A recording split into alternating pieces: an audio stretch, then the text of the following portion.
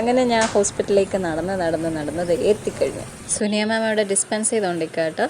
അങ്ങനെ ചെന്ന് ഡോറ് തള്ളി തുറന്ന് കയറി ഉടൻ ആമിനായിരുന്നു കണി. Sorry boss. അങ്ങനെ നോക്കിയപ്പോഴത്തേക്കും ആമിനിയുടെ മറവിൽ നിന്നത് റീന മാം. അങ്ങനെ ഞാൻ ചോദിച്ചു, എവിടെ ഇവിടുത്തെ അരവണക്കുതിച്ചി കാണുന്നില്ലല്ലോ.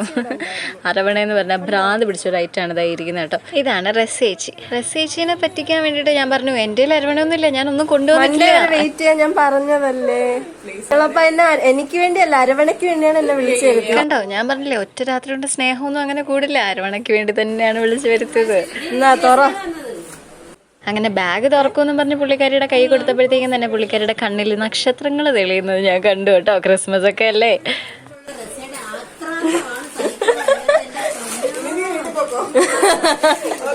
ഇങ്ങനെ ട്രഷർ ഹണ്ട് വിജയിച്ച പോലെ അതെ 3 എണ്ണം കൂടി വന്നിട്ട് അരവണയൊക്കെ തട്ടിപ്പറിച്ചൊക്കെ എടുക്കുകയാണ് കേട്ടോ.